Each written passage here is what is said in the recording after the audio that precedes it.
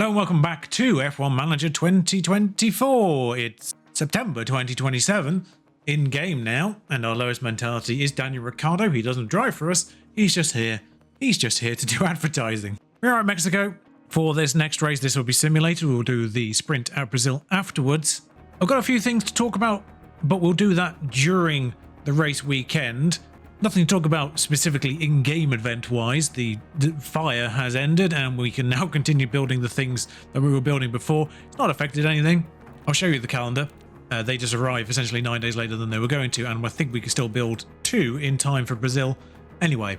So we are 6 points behind Red Bull in the Constructors' Championship, so that is on the cards right now. Problem is they do have 2 competent drivers, Carlos Sainz and Antonelli. Lando's actually on for drivers. I'd forgotten about that. It's been a little while since I recorded, because I obviously recorded in advance for Christmas, and I gave myself a little bit more of a break afterwards.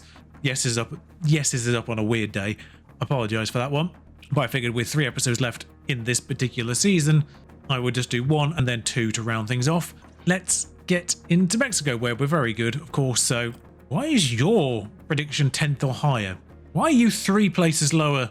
From the surprise rain in Texas to the maybe slightly less surprise rain Mexico, only for qualifying. The race is dry, so intermediate tyres is just shy of wet, so I don't know which way this goes as such, but it doesn't really matter because we are obviously simulating the Mexican Grand Prix. We'll get the starting grid with Lando 5th, Zane 7th. That's not great. Haas is 1 and 3. He's a little... What, Williams not on the bottom as well? Little wild. Why is Perez like 1.5 seconds off? Is something going on with Perez's car right now? Nobody has penalties, that is just how they qualified. It is a dry race though, and presumably with an intermediate... Yeah, he does have 2 softs, which makes the whole strategy almost entirely... I'm trying to beat 130, 134, so soft, medium, soft. Should be both drivers. Just to make sure there's no pit stop problems. We'll go 1 lap later on both for Zane. As I say, I don't really know. I presume it takes into account your strategy. I doubt it takes into account the driving options, because I presume it'll just revert to whatever driving options you put it in the strategy as soon as the race actually starts. Dream makes it sound like win. It is a win. Doing the number 1 finger actually makes sense for a change. That's Charles Leclerc and Carlos Sainz from 8. Former Ferrari boys, former McLaren boys. And we actually get to see the podium for once in a life. There's no Antonelli, no Maloney. I actually get to see a win. I completely passed me by. I don't know what's going on down there. They've not thought that bit through with this podium. 1 to 4 are all improvers. Lando at 4, Charles up 1, Carlos up 5, Yuki up 7, Teo down 4 from the... Teo, man. Teo. Maloney only up 1 though. Antonelli down 11 as well, and a lap down. I have to assume something happened with him there, because that's quite bad. I'm slightly concerned that Perez's fastest lap was 7/10 off anyone else. I feel like something is fundamentally broken with either Perez or his car, which means Lando extends his lead in the championship. Who got fastest lap there? Carlos Sainz. So it's only 9 points. Piastri only got 6th there, despite having 4 race wins this season. Lando has 5 wins now, and we do take the lead in the Constructors as well, for good measure. Fastest pit stop not going as well. Now we're 100 points on McLaren. Weirdly better with Zane than Lando in that race, but didn't matter. We still won. Thank you for being exactly 6th as well. It means I don't have to pay you money for that. So there is a big whopping gap between Mexico and Brazil, so I'll just tick through all of this, find out what's failed. That doesn't really matter too much, because underfloor is one of the things that we... 3 more of those should see through the rest of the season, rear wing wise, but underfloor we're building a new one anyway, so that doesn't make a difference. Quick update. Lando more accuracy, Zayn more braking and defending. 2 things he is lower in, adaptability and accuracy. For the love of God, Zayn, can you actually improve the things you're bad at?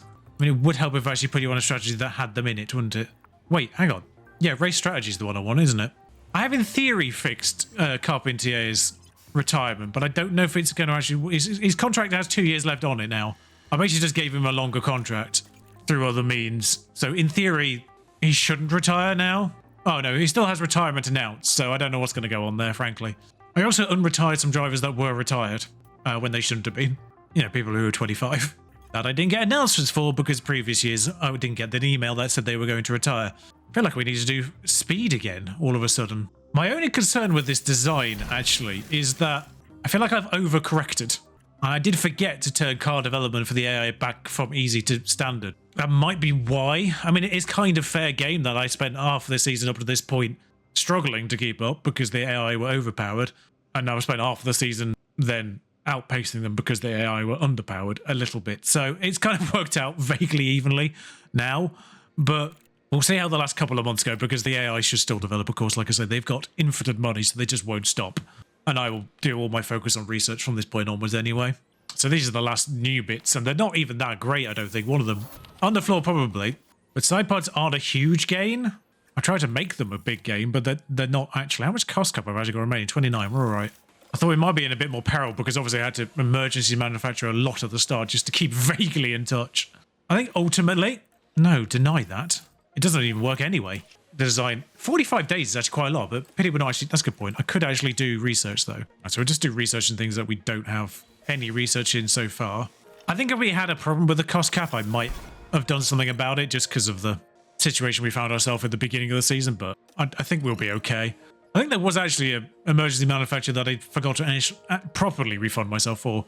Thank you, Daniel, for just being permanently part of this, by the way. That being said, any kind of factory-based nonsense is actually kind of okay at this stage.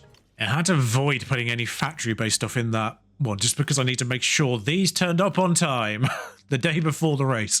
I couldn't make that go any slower. Otherwise, we might have been in a little bit more jeopardy. So in theory, our car is very good now. We're not even rubbish and dirty air tolerance anymore, which was the whole point of those two car parts. So they were the ones that to counter that deficit that we had. We're still only average. Weirdly, we're 11th in medium speed, but we're still a chunk above the average. I don't know how that one works. There must be like a bunch of cars that are absolutely awful at medium speed and similarly low speed. We're somehow 5th, but the average is here. Like there's a whole chunk. Like normally that'll be first. That means there's some low speed people all the way up here somewhere. But in the same way that we're high speed. As weird as that looks, it's clearly some people that have it in both medium and high speed that are out here. In theory, this should be a relatively dominant end to the season now because of all of that. A reasonable effort in damp practice, which obviously means I have to try and manipulate a throwing away of hard tyres at least at the end of it, even though it was entirely intermediate. So this is sprint qualifying, but it is still damp and damper and slightly dry at the end, so I'll just wait. Leclerc with the car issue, Verstappen with the car issue, it seems. Now, obviously, we've had about 3 weekends off, I think, in the calendars. So cars could have brought pieces in the meantime. As I said before, they don't stop developing, even if you do. And I haven't actually stopped myself, but I need about 2 minutes on the clock. In fact, I may have gone a little early, if anything. I'm not sure anyone's actually going now. So at least I've gone late enough that I won't get to the checker flag. Or they've gone late enough that they won't get to the checker flag before a full lap. So be able to do this full lap, in theory. Well, Lando, you had one job. Doesn't hit the barrier, though, so car's intact. Will have yellow flagged Zane, though, which is the problem. Oh, Zane did get held up, so he's fine, seemingly. That's the Paolo only going once, but it would have made a difference anyway, because he would have been slower at the start. I mean, yeah, something's definitely wrong with Sergio. He's 2 seconds off.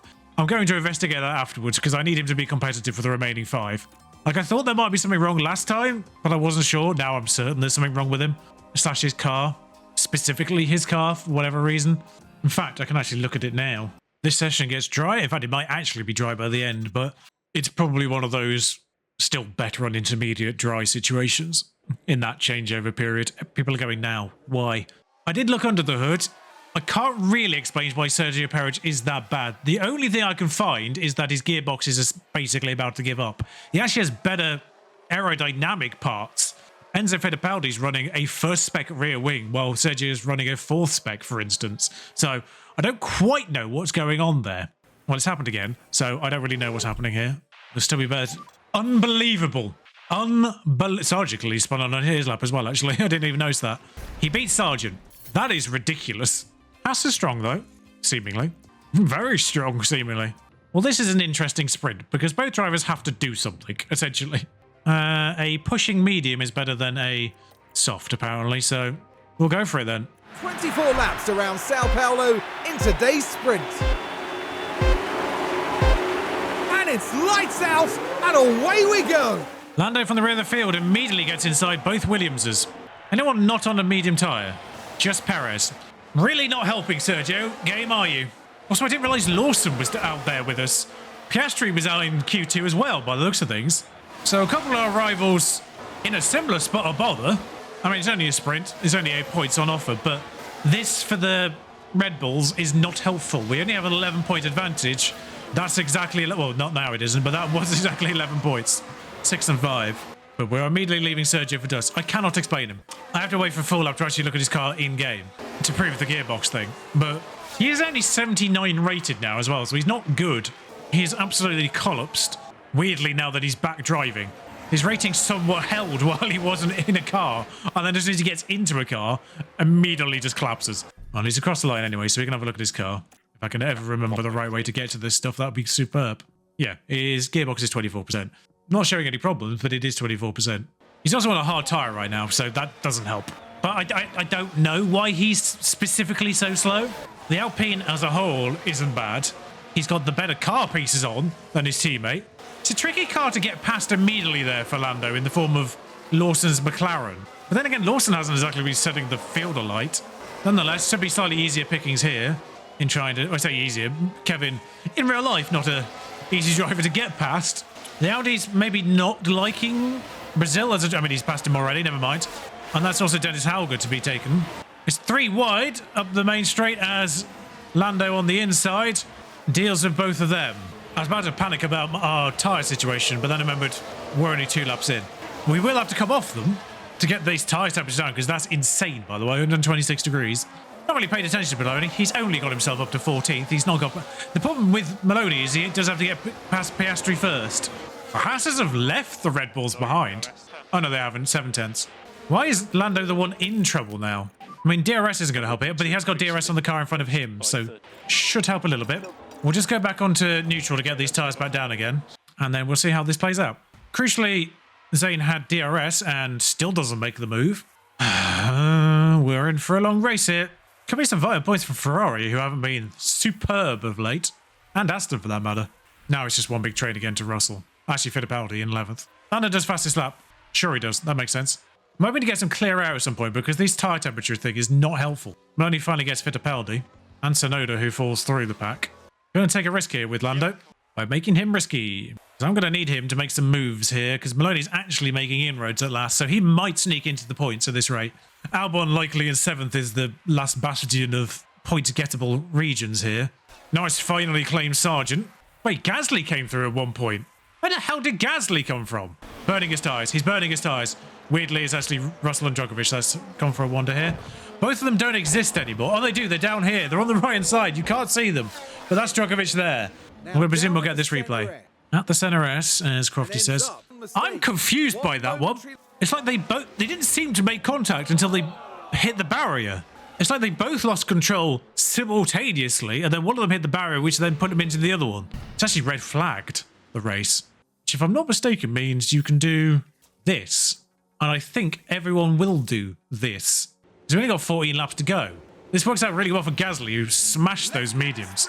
Everyone did indeed go on softs. Fuel recovery is not a problem either. For some reason, Lando's engine is hot before we even got going. Some people haven't, interestingly. Bottas and 3 people towards the back. Perez, weirdly, of all people, hasn't. I don't know why anyone got a penalty there. That was a complete accident. But Russell does. Memes. I'm surprised they didn't give Esteban Ocon a penalty. This brings Maloney right back into it, though, because there was a 6-second gap from Albon to Verstappen/Bottas before, which I think would have been uncatchable. What should Maloney have got past Albon in the latter stages? I think that would have been too much to reclaim in the amount of laps remaining. So this completely brings Maloney back into reasonable point-scoring ranges. Red Bull back on 11 points, worth noting. I didn't really see if they'd cleared the Red Bulls. Weirdly, Antonelli's dropped right off. Sainz is going with. The DRS is immediately available straight away because there's a detection point on the first corner, as Maloney does indeed, should be looking at him, get Lewis Hamilton. A magician, specifically Brazil, Hamilton, known for some spectacular drives here, claimed. Yeah, but so did Zane. So, you know, it's worth checking what the... I mean, you could do 5. You can do 5 on the mediums, softs. You could do a 5 push for the entire race if you wanted to. Piastri gets Hamilton as well behind. We didn't see Norris on Vesti, so we'll have a look at Norris on Vesti. This seems like an odd way to do it. Round the outside. Oh, Vesti just let him do it, I think. More than anything. It's like, I'm not dealing with that. Might actually have a go at the Alpine immediately. That has to be Fittipaldi, as we've identified. Perez doesn't really exist anymore. Magnussen outdoes him in the rubbish stakes. We have yellows behind, way behind. And Norris slips past Fittipaldi. In fact, Bernie slipped past Albon. For good measure. He's got DRS on Verstappen still. Verstappen and Bottas have separated off. In fact, Antonelli regains Sainz. And both Red Bulls are falling. Oh, the Haas is brilliant now. Has Leclerc done an absolute... I mean, Leclerc has done an absolutely worldy of a transfer there. As the Ferraris have slipped back and the Haas's have gone forwards. Leclerc 100% saw which way the wind was blowing in that particular driver transfer. Well done, mate. Well done. Lando's still on aggressive overtakes, which I think we can probably take him off at this stage. Because I was trying to just get him into a range where he could get to 8th. He could now get to 8th quite easily. Purple's first sector as well. Not the fastest lap matters in a sprint. This all falls apart the second that Albon falls out of a second on Maloney, which I think he should do eventually. Because Maloney will gain on these two, and they will drag themselves away from him. There's still 10 laps to go, still a reasonable chunk here. I'm actually going to have to ask Zayn to be aggressive here because he's not getting past these and they are holding him up. Intriguingly, I think Albon lost DRS there. I'm back to asking both of them to do it. No, it's got Hamilton. I didn't see that one. Maloney's stuck in that pain world of having two drivers in front of him. I'm just going to tell them to cool their tyres a bit. They have actually burnt their tyres more than other people. As soon as I tell him to cool his tyres. Yoink, he slips through there and he's got Verstappen on the next straight as well. Of course.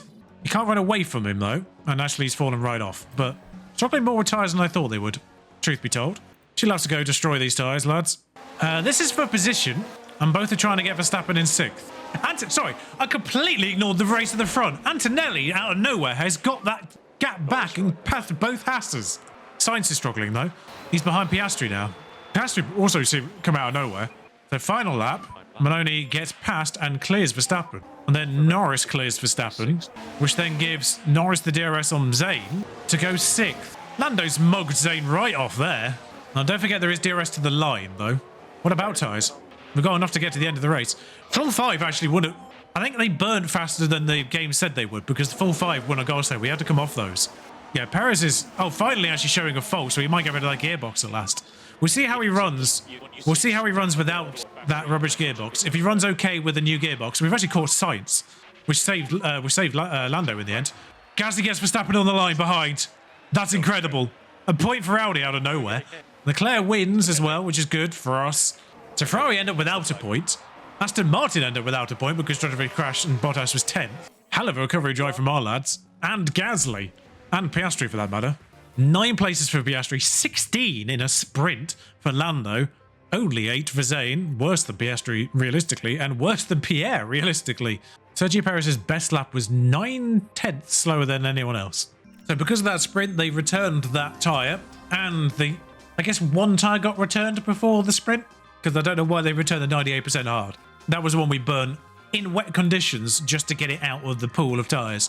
So everything's fine. We don't need to touch anything else. We just get qualifying. Hop in the time as quickly as we can because we don't need to worry about rain here this time. A lot of people are broken cars. Crucially, Sergio's not showing a broken car. So we'll pay attention to Sergio in this qualifying. No one has come out. What do they know that we don't? It is completely dry. I'm so confused. But considering both our drivers span on their risky one-run runs, no, that would have mattered because it was obviously driest conditions and that would have taken them faster anyway. It is a shortish lap, so I think you do have to push dry tyres from the beginning. Oh, now drivers come out. And it's Perez, of course it is. It's only Perez though, so we think we might get away with it. Perez with a completely clean run does a lap time that is 2.7 seconds slower than Lando. I need to pay attention to Fittipaldi here. What is going on with Sergio Perez?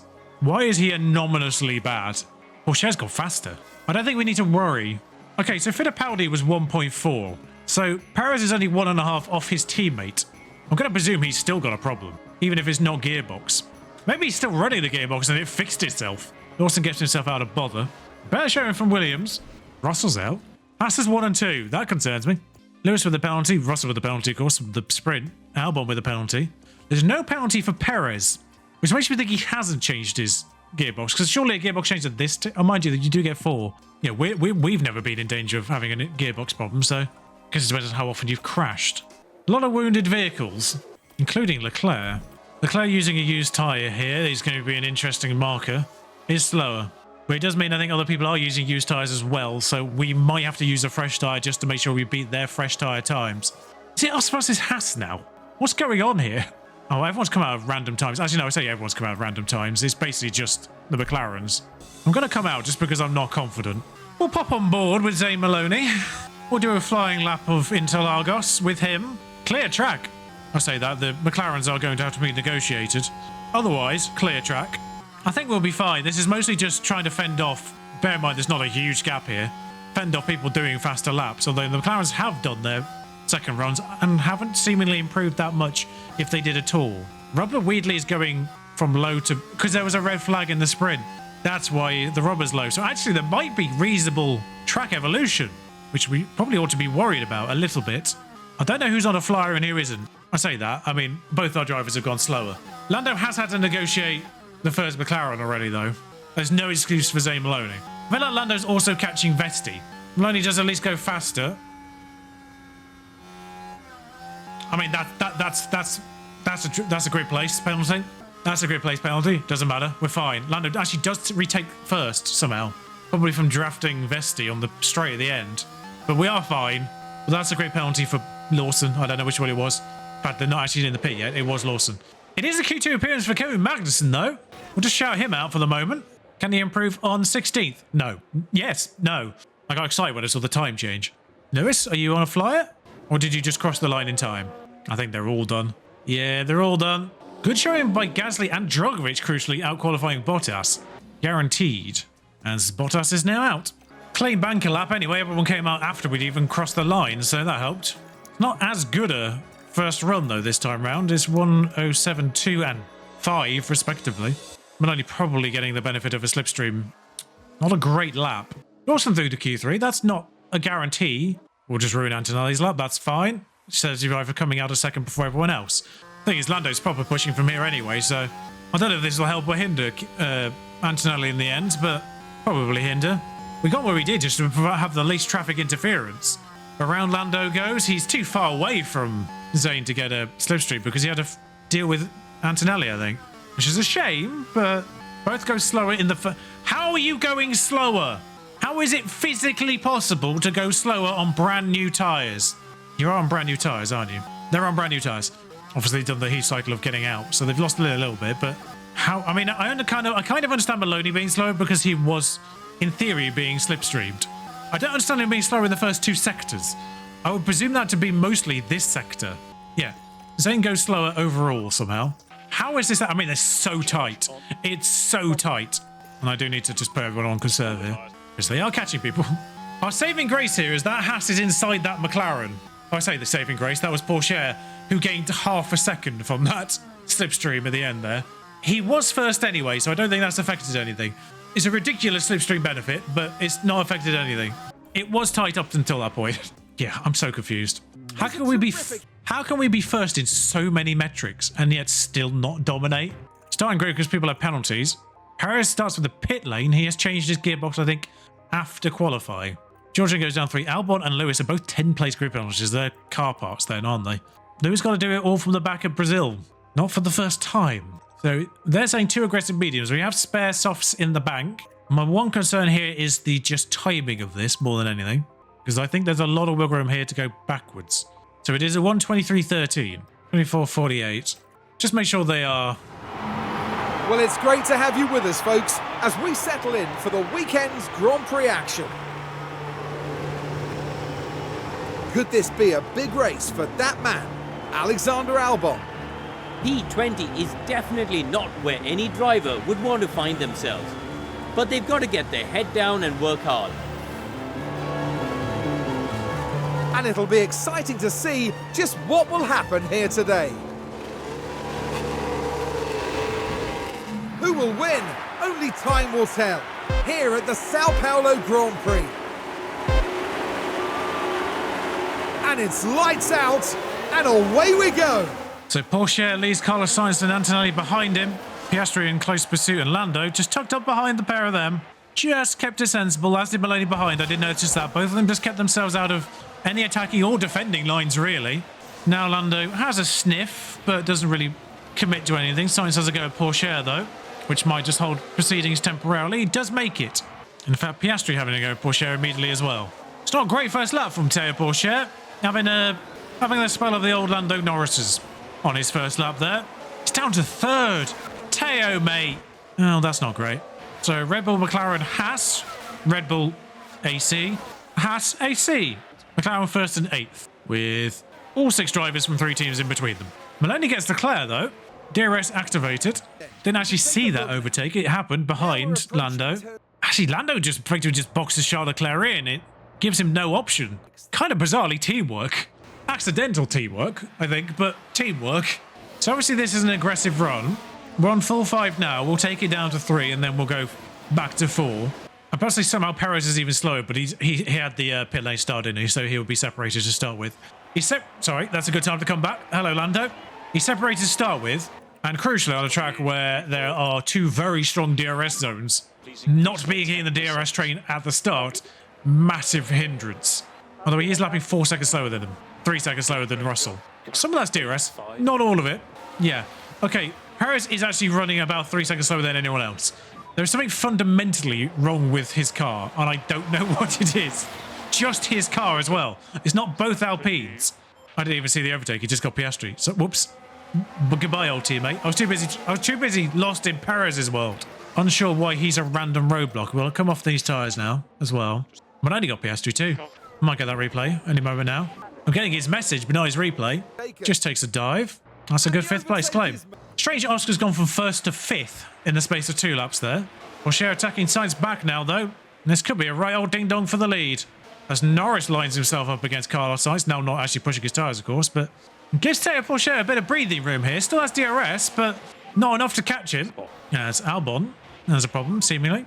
Everyone is on a medium path from Fittipaldi and Albon. Lando a very eager beaver behind, put Teo Porsche there for a moment, but backs off. Wait, Maloney got Sainz. They're not even pushing now. Just candy from baby. What on earth? What on earth? Sorry, what was that? Why is Carlos Sainz just stopped? I'm not trying a one-stop. One-stop was the strategy they tried to put Zayn on originally, which was a conservative soft to a medium. They're not trying a one-stop Carlos Sainz, are they? Taking him right off the pace, seemingly. Need to get these tyres down. As lap 5, we get Teo Porsche. We have separated away from Piastri, Sainz and all that lot. Teo will get an opportunity to come back at us. An opportunity that is not fully capitalised on, as we fend Teo Porsche off for a lap there. Carlos Sainz and Piastri fighting behind with Antonelli and Leclerc and Gasly, it has to be said. Gasly hanging on there in the Audi. Lawson leads another train with Drogovic, Verstappen, Bottas and Sargent in it. And actually, Vesti, Magnussen, Fittipaldi, Hauger are all in that. Hamilton not making massive inroads, still in 18th. It's a 3-horse race temporarily. I think that might change though. That's why Sainz's lap time went off. Just gained a mechanical fault. So presumably the engine piece was in a poor state to begin with. Although he does just as fast this lap because of course, why not? Okay, so we can go back aggressive on these tyres, I think. We'll see if we can put a bit of daylight. No is the answer. Although Porsche is now 3rd and detached. I'm not going to tell our drivers not to fight though, because I think DRS slingshotting is helping both temperatures and their overall lap time. Leclerc moves to 4th temporarily. We'll come back lap 17. Gasly mechanical fault. Sad for him really, because I think he was going to do all right there. Perez something's wrong with Perez. I will investigate, because we can't have a driver doing that for 5 more races. Because I don't understand it really. He must have either he has a car piece which is fundamentally useless, because we just lapped him on lap 17. He either has a car piece that is fundamentally useless, and actually, you know, I'll let things just play out a little bit in the background here. We're slowly pulling away from... Actually, he's dropped Maloney, has Norris there. I will say this. We've just taken the lead in the constructors and the drivers. Lando's kind of got control of this now. So should hopefully put a bit more buffer in against Carlos Sainz specifically in 6th right now with a broken car. Should get a bit more of an edge, and as a constructor we should get much more of an edge here because obviously they're now 6th and 7th. They got more than us in the sprint, but they're 6th and 7th now. I'd made this decision before this episode even panned out. Regardless of how this season was going to end, it does look like we might end up in the ascendancy. So this series could end on a high. It could all go wrong. Someone could bring an upgrade and just smash the last 3 races. It could all go wrong. The AI might just suddenly have a massive jump again out of nowhere because the game is balked. But right now, we feel like we've got a good chance of winning this title and Constructors title. This episode's going out midweek as a solo episode this week, and then there'll be 2 episodes to round off next week, which will have Las Vegas and Bahrain, hopefully, if it works. Saudi Arabia, if it doesn't. And then the last 2 Qatar and Abu Dhabi in the final episode on Monday, Thursday, next week back to normal. This will be the last season of F1. This will be the last episode of F1 Manager 24. Multiple reasons. Realistically, there are multiple reasons for it. And I think realistically, the reasons are a bit fourfold. At very least, there's 3 and a 3B anyway. It's Fittipaldi pit early. The first one is F1 Manager as a game, I don't think has necessarily grown its audience too much year on year. The game has got better year on year, and I think more people may have picked it up year on year, but similarly people may have not picked it up because it hasn't been that much of a jump, particularly F2 to 23, 22 to 23. This year they might have picked it back up again. The sales might have been a little bit better than the previous 2 years. I don't really know. They don't release those, of course.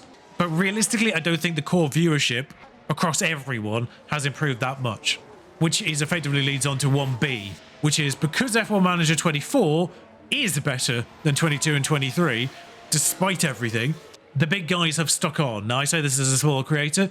The main guys have held on to F1 Manager 24 a lot longer than they did in previous years, which means that core audience is staying with those core main people in the community, which means there's less to go around the smaller creators. And I've seen it with other smaller creators as well. The viewers across the board in smaller creators is down. And part of that, of course, is to my own schedules and things like that and what have you. I know part of that specifically is on me, but part of it is on just the community as a whole. And nothing they can do about it. It's not their fault. I don't blame them. I would too, frankly, if I had the time to watch myself. What limited I did watch, I did give to the main creators in this community. So I am as much as fault as anyone else, frankly, at that point. I could have given those views to smaller creators myself. The second reason for stopping is simply just because of the amount of effort it takes to maintain this series at the moment. It has been an absolute fight, particularly this season more than most. It's been an absolute fight just to keep this entertaining, frankly, for lack of a better word, just to keep this entertaining. We've clawed ourselves back to where we frankly should have been. This season 4 should have been much more of a walkover. We finished last season second, which was an overachievement in its own right. But we finished last season second. We should have been in that first, second, third fight to start with. And we should have had a lovely first, second, third fight where we came out on top, hopefully, by the end of it. Instead, we had to do a completely different narrative. And because of everything that happened, that narrative was much more manufactured than I would have liked it to have been. I'm hoping it's worked out. I'm hoping you've enjoyed it, those that have watched. I'm just going to pause temporarily on the chatter because I want to make sure we get to these pit stops. Don't want to burn these tyres too much. Just want to make sure we get through these pit stops fine, and then I'll resume my diatribe. Porsche and Sainz pitted on the same lap as us. A lot of people further back pitted earlier for some reason. I don't really know why. That's a really fast 1.85 pit stop. Bloody hell. That's up there in the records. I think Antonelli may pit earlier there because he has undercut some people. Not Norris, but he undercut his teammate at least. Lando Norris comes out back in fourth. 12 seconds to Piastri and Leclerc. That's still quite a margin. I feel like, weirdly, Maloney's got some battery here just to burn it a little bit. Just help the undercut. Just use that extra battery. Come in here. Just get that extra speed in. That'll do us. Just pay attention to Lando. Leclerc and Piastri are fighting each other. Leclerc comes in fact. That gap gets cut to 10 seconds by the time he actually gets to that. Piastri takes over, having not pitted at all. On a medium, he is definitely pitting. Sure, some people might have actually just medium to hard and left it at that. 1.835, even faster for Zane. Good lord. Those are incredible pit stops. Now, the fight here is Porsche with Maloney, because Porsche wasn't too far behind and could have got a smidge of undercut. He's certainly going to get a bit caught up just as Maloney gets back up to speed, I would say. So I would say deploy Maloney, give him the extra... It's only 2 seconds gap to Porsche. Oh, Gasly's fault gets worse. I feel really bad for him. He was having a really good race to start with. Yeah, Perez is a full lap down on the next car by lap 26. Huge problem there. But yeah, it's stuff like that. It's just frustrating to watch the game break in just unusual ways constantly. And it's just not worth the effort for the views. The amount of time it takes to record an episode is quite long. Might obviously bring that down this year with the way that it's been able to simulate races rather than just play them all. And that's on me. I mean, I could have done that at any point, frankly. I didn't need to do it the way I did it. I could have just simulated races, but I wanted to bring you along for the journey whilst there were still milestones to achieve. Yeah, so that's on me a little bit. I do need to recover fuel, I now realise, as well. Bring that tyre temperature down as well. There we go. Problem solved, and we'll just let them get on their way with it. Piastri now pits, and that's cost him badly because he's been undercut. He's probably actually doing medium to hard. Is that Leclerc who's crashed? I feel like I had another point, and I've just been blown off. My brain's been blown off track there. No, just a little. Oh, I say a little. That's actually ruined Leclerc's race. You hit him. I'm really surprised I guess the penalty just the way this game works. Weirdly not that hurt It was Antonelli who hit Leclerc though, right? Yeah, so he's lost his front wing plate. Antonelli does get the penalty. Okay, so is justice is served there. That's made our life easier though, because let's put Leclerc out of the picture. And Antonelli might need to pit that front wing. Certainly not getting any faster. Another crash. Oh, I wouldn't rule out another red flag here. As Pierre Gasly goes for it in his wounded vehicle. Just guessing this just hasn't panned out well. Is that Pierre just shoving him off, or is that the Aston Martin not giving him enough space? I'm actually worried about you. I think we are recovering it at a reasonable rate. Gasly just get the penalty. So this is a 3-horse race. Maloney and Porsche are the other contenders right now. And Porsche's pushing all of a sudden. We'll have faith in the plan. Like I say, Porsche cut that quite massively. Another incident. I'm going to assume this is down here with Vesti. It is indeed. Vesti and Williams, who's in 15th. They're having an alright race, considering they're usually just in the back. Same thing. It's the same thing. The same accident repeatedly. Oh, yeah, that was the fourth point. The fourth point was related to improvements in... That was the 3B, really. It was related to the improvements in the game. Because the major improvement was create a team. Naturally, everyone did create a team. So the variety in this year's offerings amongst creators were basically the same. Whereas in previous years, you could obviously gravitate to teams that you liked. You know, if you're an Alpine fan, you could go watch Alpine. If you're a Red Bull fan, you could watch Red Bull RB if you cared about the junior team. There was a certain pull to specific teams involved that helped spread out the viewership, whereas everyone doing a creator team just brings it into the bigger creators again, because there's not that much variety involved. That was the fourth point. But yeah, essentially, between all those 4 points, I've decided to hang the hat up on this particular series and game, frankly, because realistically also the rumour of there not being another game does somewhat kill the franchise and the interest in it as well from the community. Because why bother watching a series anymore if the game doesn't exist next year? It might be the last F1 Manager video full stop the end of this season, which is a shame because I think if they just actually fixed the damn game and got it to work in a reasonable manner, it would be great. It'd be a superb game if they fixed all the weird things about it, made AI teams actually do management, because that's realistically the underpinning of all the problems the game has, is the fact the AI doesn't do fund management properly. They weirdly do it when it comes to doing contracts, or they did originally, which is why they ended up hiring rubbish drivers all the time at the start of this year's game. Because they don't do fund management, many other knock-on effects means you can't do other improvements to the game like they tried to do, obviously, with this driver development stuff. By making them develop pieces faster, it just made the train and cycle of development insane for the AI drivers and stacked expertise out of control. Which, again, to be fair, might be a problem specific to me. I don't know if that was a problem to the wider community. It might have been a problem specific to me because I might have forgotten to undo a change I did at the beginning of the save when AI didn't develop well enough. And I compensated by changing a few things under the hood. I may have missed something when I changed everything back again, for all I know. It's still obviously related to their game not working properly because it was a fix I had to do early on to make the game work early on.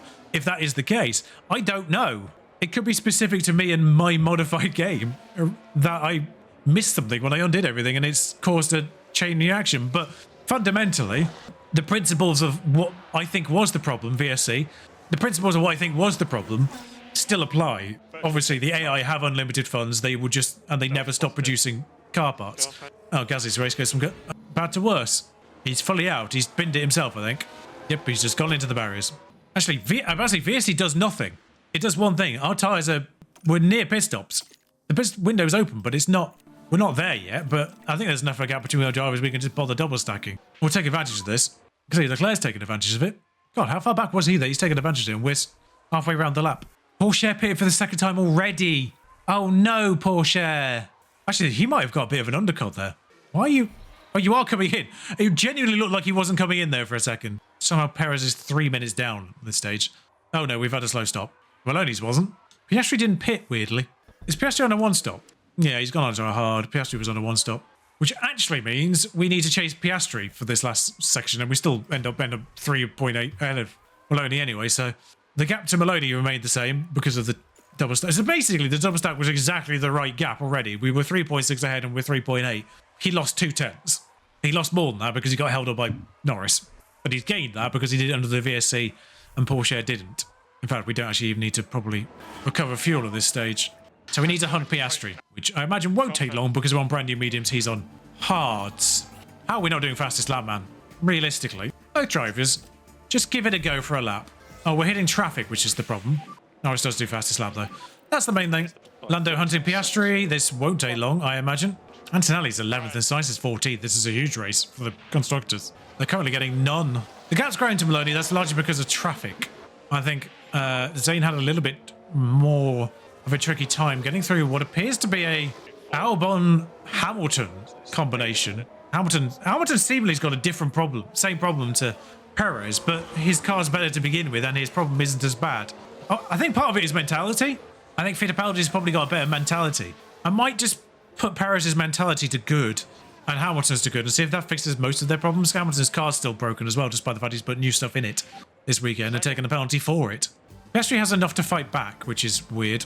Costing us time, actually, versus Maloney here. Just break it. There we go. Back on aggressive. Maloney's got in DRS range, which is irritating.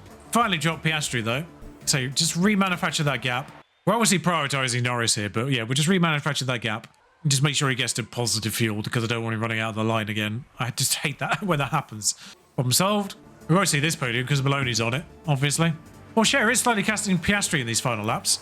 Something to watch here, as more mediums are going to be better than more hards at least.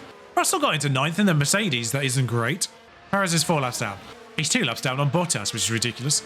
Yeah, Porsche taking 2.5 seconds out of Piastri every lap at this point. He's lapping faster than Lando. Going for the very end here is Ter. He's going to get a podium at this rate. Lapping off Piastri helps us as well, because Hazard in that fight, really. I'll be honest, that was a well-timed virtual safety car for us in the end. Actually, that's probably actually saved us. You probably save about 7 seconds under a VSC. We've got tyres in the bank, so we probably could have pushed a little bit harder. And we've got full ERS again. Sainz retires and Antonelli's fully out. I didn't even see Antonelli fully retire. Blimey, so this is the worst case scenario. I mean, they were out of the points anyway, but Red Bull fully out of it. Sargent, at least, if Gasly's out, has got himself up to 10th. Sorry, Magnussen is 11th. Williams are on the verge of a point here. I mean, they're 20 seconds off, but they're on the verge of a point if someone was to blow up in the top 10 in the last 3 laps. Looking at you, Sargent, with the and just general waywardness. Alpine are 8th. I actually genuinely think that VSC might have saved us. At the very least, it saved the fight. I think we would have had to be conscious of Porsche. I think Porsche pitting early did get him an undercut, a reasonable undercut. And he's dragged Piastri with him now. We've got about 15% in the bank, 10% of usefulness in the bank tyre-wise. We're not even pushing on this last lap. We've still got fastest lap, we're okay. And we've got the full ERS. So we've got about 4 or 5 seconds worth of time to a second or so's lap twice minimum, in that we could push everything for a couple of laps. So I think we are deceiving a little bit. We could have pushed a little bit harder and been maybe about 8-10 seconds ahead. But we would have had to been conscious of Porsche nonetheless if we hadn't pit under the VSC. And he would have got more of an undercut as well, thinking about it, because obviously we pit early as a result. Didn't even watch Lando go across the line there. Vamos, indeed. They speak. Is it the same in Portuguese? Actually, I'm not sure you are into the pit lane at Interlagos. Is this not one of the tracks where you do 1, 2, 3 on the track? Perez ended up behind Carlos Sainz, who retired. He was that many laps down. That is an achievement. We thought real life Sergio Perez was bad. There's obviously something more at work here. He's been like this for a couple of races. Like, his car seems to be perfectly fine on the outside. The only problem he had was the gearbox, and he had a pit lane start, which means I presume he changed that at the wrong time, but he changed it. Oh, 10 Grand Prix, there's an achievement. One thing I don't understand, by the way, is why the badge works on the driver's suit, but doesn't in the pit lane. I don't know why it has the wrong colours in the pit in here. But yeah, we recover that one. Porsche loses it, but yeah, sure. Fittipaldi up 10 places though, and George Russell up 11 from 21st is a hell of an achievement. Logan Sargent gets 9th in the end. Oh, actually, Logan Sargent pipped him on the line by the looks of things. That's less than a 10th of a second. That was a finish. How is this possible? Sergio Perez at least did manage to achieve a 1:13, which is only 1.4 seconds slower than Pierre Gasly, but still not great. Oscar gets Carlos Sainz as Lando pulls in a gap now, and Zane closes in on Antonelli. Pierre Gasly's up to 61 points, same as Yuki Tsunoda, the old friends. Fittipaldi's first points takes him past Federico Vesti as well. The 2 Williams drivers, they I'm ahead all the time, but the only drivers without points, and the only team without a point. As a result, of course. That's the weird thing is, Perez does have 21 points. He's 79 rated, he has collapsed, but he does have 21 points, so he was good at 1 point.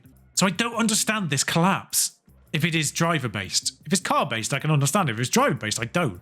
George Russell actually puts a point on Lewis Hamilton in the end, which they're 16th and 17th in the championship. wild. I need to fix Lewis Hamilton and I need to fix Sergio Perez in the last 5 races because it's just embarrassing at this. Particularly as Hamilton's retiring. I need to let him have a good send-off. Haas are hunting McLaren. McLaren might not even be third. Oscar Piastri's the reigning champion, and their team might not even be third by the end of this year. I thought Haas and Ferrari were fighting each other. They're not. Haas are chasing McLaren. I mean, if RB got their wits together, they could actually chase Ferrari. They're only 50 points behind. Audi, in fact, hunting them down a little bit. Mercedes is 10th. I didn't even realise that. They're 10th. 2 worldly pit stops. Somewhat undermined by the fact that the second one was utterly useless and affected both drivers as a result. We do at least get Red Bull back in that particular championship, but yeah, unfortunate. The 1-2 to round things off here. We'll see if Bahrain works. If it doesn't, we'll do obviously Saudi Arabia next time round, but Las Vegas first, which will be simulated either way. We're now just manufacturing to make sure we just have a maximum of 4, and we'll leave it at that. 2-stop, yep. In terms of strategy, we expected to finish in 5th. No, we weren't. What are you on about? You cretins, we are predicted basically first everywhere. Except for Azerbaijan still, and Singapore. 9th at calendar as well, weirdly, and 10th at Monaco. But I mean, that shows you where our car strength lies. Is the fact that bad tracks are Hungary, Monaco, Azerbaijan, Singapore in theory. Azerbaijan in theory, Singapore not in theory, and calendar also in theory. Calendar and Azerbaijan in that weird ballpark of not having the one thing that actually calendar does have DRS and is recommended, but because low speed crucial is in there, we're only 9th. Whereas Azerbaijan doesn't even have DRS, and we are good at that. It's also the recommended acceleration, which we're not good at, I don't think. Biggest issue is low facility condition. What's fallen off? Literally the helipad's just gone to 75. I think we can cope with that one, Daniel. Oh, I think it might be the factory's also gone under, but we are upgrading that. Not that it matters. We're not going to see the benefits of that, are we? Our next stage of researching actually comes in after the AGR period opens, which is badly timed on my part, but again, doesn't really matter. I'll play it as if I'm continuing, but we won't, essentially. Vegas and Bahrain next time out, and the finale will be Saudi Arabia, Qatar, and Abu Dhabi at best. Qatar and Abu Dhabi if we have to put Saudi Arabia in the previous one as a normal race, because it's not a sprint. There we go. I am marginally worried we are just going to run away with it in the last 5 races. It is slightly concerning that Haas seemed to be the nearest challenger right now. Admittedly, Red Bull did implode in that particular race, so I wouldn't be surprised if they turn up to the next race and the remaining races with effectively a brand new car, and therefore won't have engineering problems for the rest of the year. I'm kind of hoping they do. Realistically, I'm hoping they do, because I want to fight here. I want to fight. But anyway, Las Vegas in 4 days in-game, 5 days in real life. I thought I timed that well there for a second. No. Nonetheless, anyway, thank you for joining me on this journey. We'll try and make the most of it in the last couple of episodes, but I'll be honest, I'm slightly disappointed it's panning out this way, and I'm sure you guys are too, those that have gone with me through this. I will say this, though. The only reason I'm ending this series now at 4 is, despite all those other things, they just help go towards that decision. The only reason why I feel like I can get away with ending the series now is because I have plans. I have plans. I spent the weekend doing them, which is largely why this episode is delayed. I realised you could do 2 and 1 or 1 and 2. It didn't matter which way around we did it in terms of where the final episode was realistically. But I effectively took the weekend off after Christmas as well. I would have normally recorded this episode then to make sure I could put in the groundwork for the series that will follow this. There's going to be a full series, and then there's going to be a separate thing as well that I'm working on as well in 2 different games. The full series will be on 1 game. There's a secondary thing that on a different game. I'm not going to say what's what, but put it this way. I'm going to return to an idea that I left behind and do it better. That's the main one. So, it's disappointing this series is going to end this way. It's exciting what's coming. If you're looking forward to that, if you have any comments about this series, do like, comment, and subscribe, and all that jazz. That's not the order you meant to say those words in. If you're still here and you haven't done those, what are you doing? Until next time, thank you for watching. Ta-ra.